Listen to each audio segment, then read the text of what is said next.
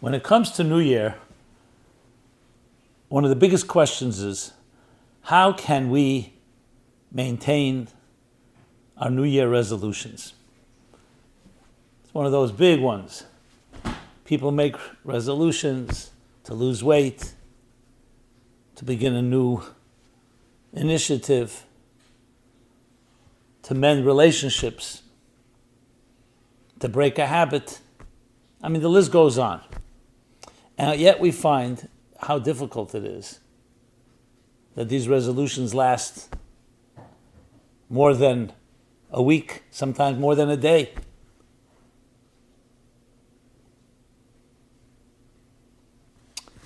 This year, New Year's corresponds with the last day of Chanukah. Tonight, we light the 8 candles. So I want to suggest that Chanukah offers us an answer to this question: how to maintain inspiration. As we know, maintenance contracts are much more expensive than the initial service. How to maintain it, how to sustain it. So please join me in this very relevant discussion. A full dose of light. How do we carry on the messages of Chanukah's light?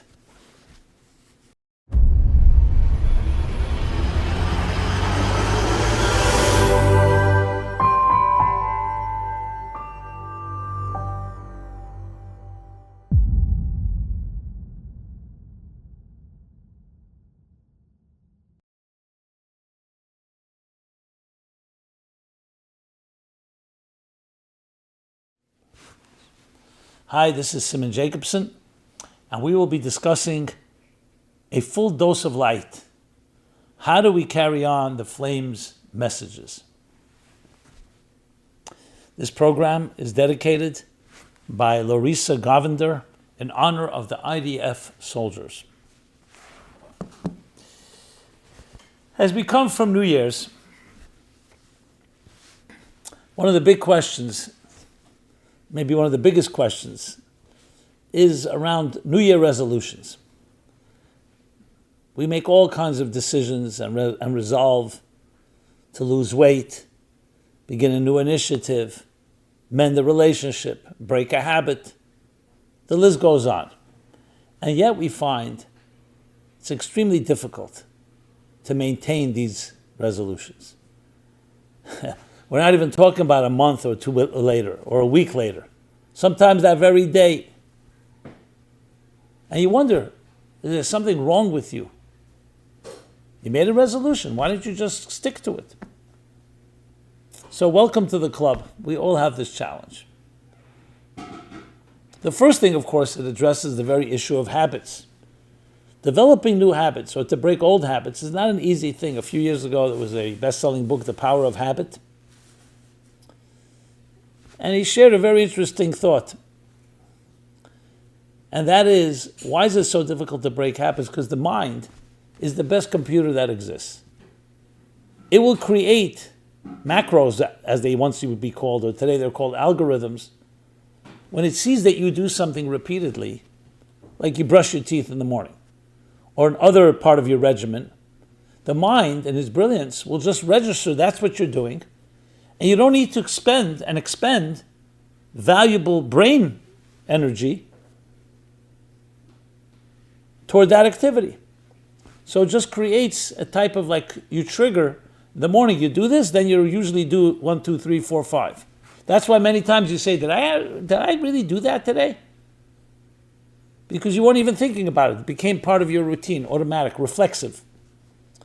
And then the mind can use its valuable brain power toward more creative projects where it needs that much energy. That's why it's difficult to just change that and say, you know what, let me break a certain habit. Because it's actually for our benefit. Because the mind is considering, since you did it so many times, this is what you want to do. So it just does it automatically for you, almost. Obviously, you can stop yourself, but it's not easy. And the same thing developing a new habit. Some say it takes 18 times before it starts becoming a routine. We know sometimes it could take a lot longer than that for the same reason. Because the brain doesn't, just because you want to do it, doesn't mean it's going to come automatically. So based on that principle, you can explain why so many New Year resolutions just fall on the wayside, because your old habits are still holding you hostage, for good or for bad. And developing a new habit takes a lot more than just saying, I want to do it. So there's nothing wrong with you. Your intentions are real. You can be very sincere, but it's more than sincerity that's necessary. What you need is the discipline to actually implement it on an ongoing basis until the brain does recognize that it's part of what you want to do. And then the brain becomes an asset. So whether it's breaking a habit or developing a new one, we face that dilemma. There are other factors as well, and that includes that itself. Even though you know this, do we have that discipline? How many of us want to start exercising every day? And then you always find an excuse. Start procrastinating. Yes, and procrastination is pretty common. So don't feel so guilty. We all have procrastination. You know, there's the PA, Procrastination Anonymous, one of the 12-step programs. So every time you come to a meeting, it says has been postponed. So procrastination is a very real issue. And especially something that's not so easy to do. So you need something, there's the rule of the path of least resistance. We usually choose the path of least resistance. If it's easier not to exercise than to exercise, that's what you'll do. But if there's a need, a health need, or your ego, or vanity, or something that really drives you, so then the path of least resistance is not to do it. I'm sorry, the path of least resistance is to do it. So you'll do it because there's a strong reason that overrides you're not doing it. So bottom line is, we're complex human beings and we have to understand how it works. But I want to add a critical point. This year, New Year's was today, earlier today, but tonight is the conclusion of Chanukah. So these two don't always come together, they don't converge. Conclusion of the holiday of Chanukah, where we light all 8 candles, a full dose of light, hence the title. The Chanukah offers us messages and lessons of how we can carry on any resolution we make, how we can carry on the message of the flames, or the messages of the flames. So let's look at a flame. One of the great leaders of the previous generation, his name was the Rabbi Yosef Yitzchak, 6th Rebbe of Chabad, had a beautiful poetic way of putting it, that one should listen to the story of the flames. Or the way he said in Yiddish, so my more precise translation may be, we have to listen to what the flames tell us.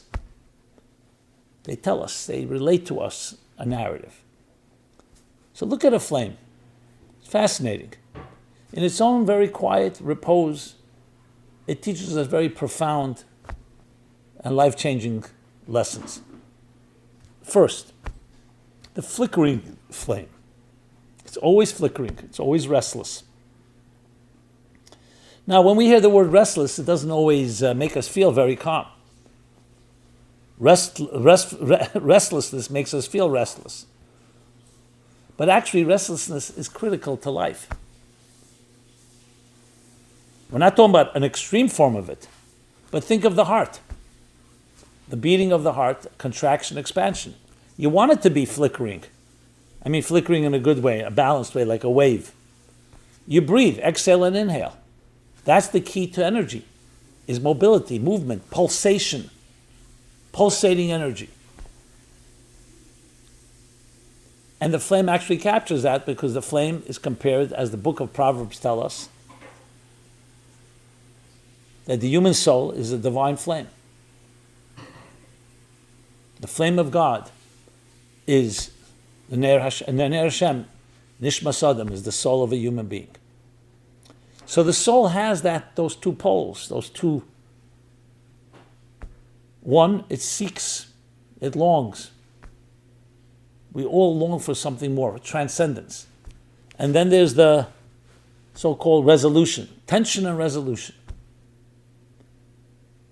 Ezekiel, the prophet, puts it this way: the energy he sees in his vision runs to and fro. Ratzeh and Shuv, tension and resolution. Like energy, like the pump, like the heart. Contracts and then expands. That's how a good pump works. You draw back and then it flows forward. Thrust forward. Positive and negative. So when we look at a flame, the story it tells us is always maintain that element of healthy angst, of healthy restlessness. Don't just become static, frozen, a couch potato. Always know that you're on a journey. Ride the rhythms of life, the waves of life. How's that relevant to the issue of resolutions? Because it tells you that if you can maintain that aspect, then you need to feed your flame. So if you take a resolution, whatever it may be, and you just say, okay, I'm going to lose weight, or I'm going to do something else, or something, whatever it may be, you need more than that. You need to see how it connects you to the rhythms of your life, the necessity of it. I talk often recently about immersing your soul in your spiritual spa. SPA is an acronym for Study, Prayer, Action. Cognitive, Emotional, and Behavioral Conditioning. Make a resolution to start studying every day. But why? Because study actually feeds the cognitive faculties, like exercising your mind. Studying something spiritual. So it gets the flickering flame in your mind, brings it alive, keeps it going, fuels it. Same thing with emotional intelligence. A prayer, a song, a poem, something that touches you emotionally. But you're doing it deliberately, exercising your heart muscles. I mean here your emotional muscles. And that creates movement and life, just like exercise does, to the emotions, to your heart. And finally, action, behavioral. Do something additional every day. Extra mitzvah, good deed, charity, a kind word, in addition to whatever you're doing. And that keeps the movement going so you don't get frozen and paralyzed, so to speak, in your existing habits. When you think of it that way, you see it's actually feeding your soul. It's much more motivational that you'll maintain it. Lesson number 2 from the flames. And again, we have the full dose of these flames on this last day of Chanukah. So you have 8 flames. Full dose of light. Is that flames illuminate and they warm their environment. Make sure that you're always illuminating and warming those around you, your environment. If it's cold outside, don't just put on a fur coat. Light a fireplace. Make sure that not only you are warm, but everybody is warm. Think of every interaction you have, whether it's a business discussion, whether it's personal, family, whether it's leisure. But think of every conversation, infuse it with something that brings a little more light into the world, a little more warmth. That resolution, again, it may take time for it to become automatic, something that you just continue, but thinking of it, that it's all part of the flame of your life, which is your soul, can add to the motivation to maintain that resolution. A third lesson. Every night of Chanukah we increase. First night of Chanukah we lit 1 flame. The second 2. Now the 8th night, 8. We're always growing. Never satisfied with what happened yesterday. So maintain that element that after New Year's, make sure that every day you grow in some way. Additionally, it also tells you don't bite off more than you can chew. You don't jump from 1 to 8. Step by step. Just like it is with exercise. You don't run a marathon of 24 miles overnight. Start with a half a mile for a few minutes a day or a half hour a day. Then move to a mile. Same thing here. If you do it that way, you take on too much, you end up most likely you're not going to maintain it. But if you do it step by step, that's when it really works. Extremes are very difficult to maintain. Step by step, slowly, but consistently. Every night, consistently. So even though Chanukah is coming to a close, its message does not come to a close. It continues and continues to grow. And finally, one more lesson. Light dispels darkness. Automatically, naturally. It's not like fire and water, where enough fire can evaporate large body of water. Enough water can extinguish the biggest fire. When it comes to light and dark, you light a little candle in a dark room, automatically, without effort, there's no battle. The light will dispel darkness. Obviously, if it's a very dark room and a large room, and it's a very small flame, you need more light. So darkness essentially is the absence of light. Now think of it psychologically. What is darkness? The resistance we have to take on new resolutions, new good commitments. So lighting a flame teaches us, bring light into the picture, and it becomes easier to deal with that resistance. In other words, instead of fighting the resistance and finding methods and tricks and gimmicks, just bring in light. And that takes us back to our earlier discussion. Do something additional that warms and illuminates those around you.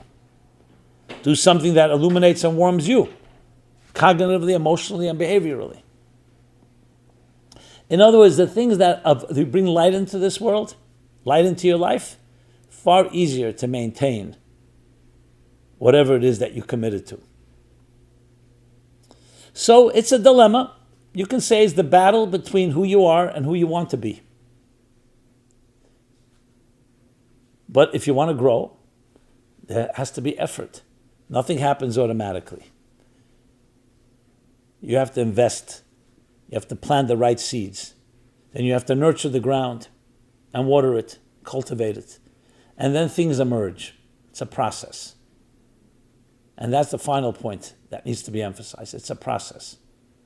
You can't force and pull a flower out of the ground. Do the right things and it will emerge. But we live in a fast food generation, instant gratification. You press a button, you want it delivered within 10 minutes.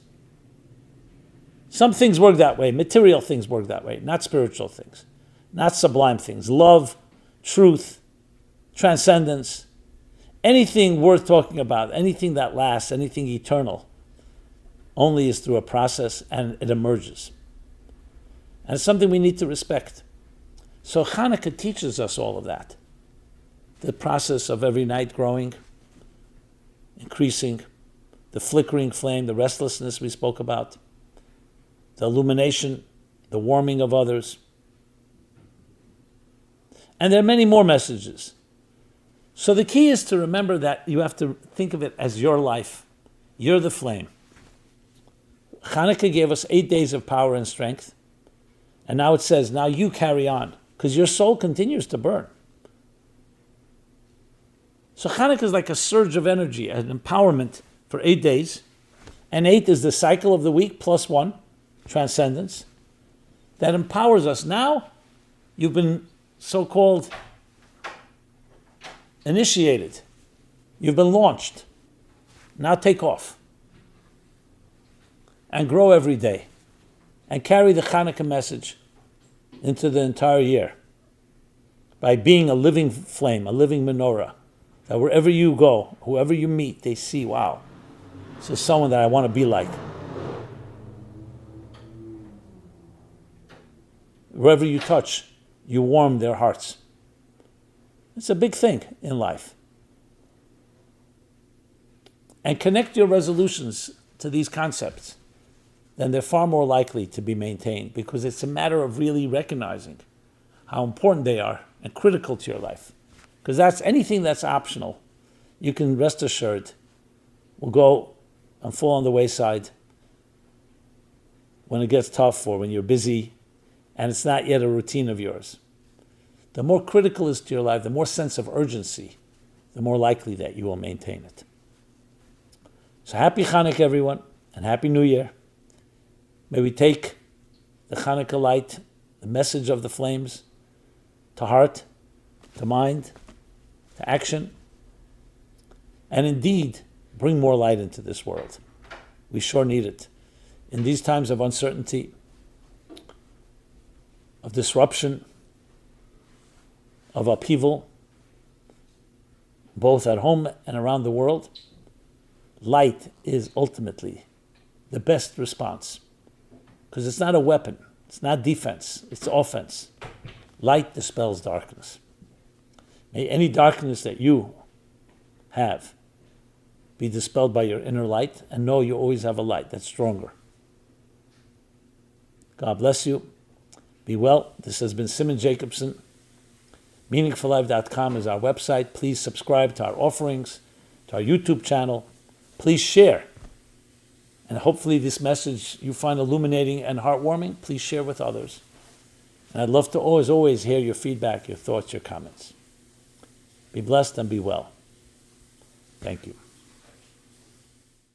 This program is brought to you by the Meaningful Life Center. Please help us continue our programs. Make even a small contribution at meaningfullife.com/donate.